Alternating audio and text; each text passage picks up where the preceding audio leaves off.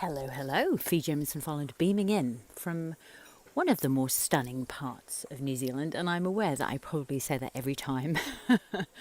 And I will be in a very different part of the world by the time that you are actually watching this. For the moment, I'm savouring these moments in none other than the hills up around Nelson in a beautiful place called Hira, which is where my sister Sal lives with her beautiful family. So, savouring these moments.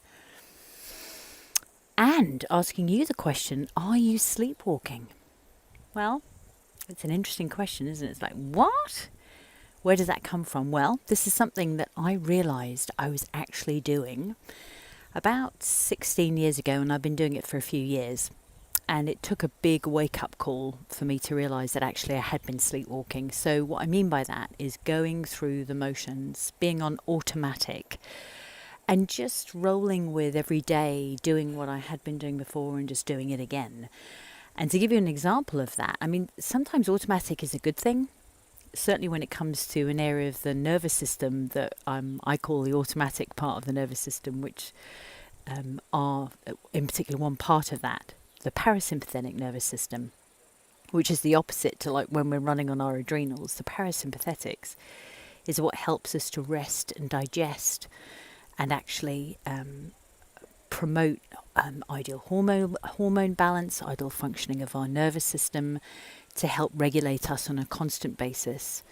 And I digress. So the reason I was mentioning automatic is that basically I was going through the motions every day of going to work early, finishing late, and clocking that up basically 7 days a week. So I was doing around, I was working about 100 hours a week.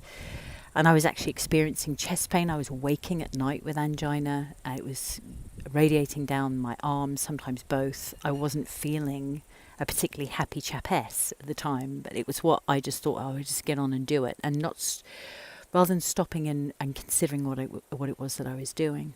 And what actually happened was it took a big wake-up call. I actually got hit by a car on a pedestrian crossing back in 2002. And needed to learn to walk again after having my knee reconstructed. And yeah, it was a big change in my life, and actually needed to sell the practice that Chris and I owned. Both Chris and I sustained major injuries afterwards, and it took that to have me stop in my tracks and reevaluate what it was that I was doing in the way that I was living my life, and also to reevaluate my values and think about what's life all about, basically? What am I doing this for? And so since then, the steps I've taken, specifically that I believe have made one of the biggest differences, is simply deep breathing every day. And you say, well, that's a little bit simple. Well, it doesn't. Oftentimes, it's not the most complex things that can make the biggest difference.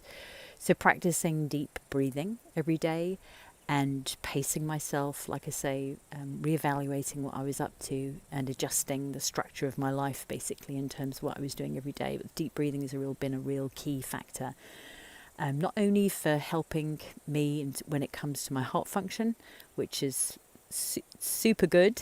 In fact, I'm training at the moment at the time of this video of recording, but by the time you watch it, it will be done for a 50-kilometre fundraising walk, which I'm very excited about. So I'm certainly living life to the fullest, rather than doing the wrapping myself in cotton wool, which is probably the direction that I was headed in those years ago when I was getting those kinds of symptoms. And also it tends to mean that the cholesterol level I was born with, very high, tends to be at a lower, safer level, which has to be good, along with a myriad of other steps that I'm taking to help my body be her best. So I'm curious to know, are you sleepwalking? And in what way is that happening for you? If you to kind of stop, if it could be that you were sleepwalking, in what way could that be? And as you know, I always love hearing from you. In the meantime, I look forward to seeing you on this week's Alive with Fee, where we'll go deeper. Ciao for now.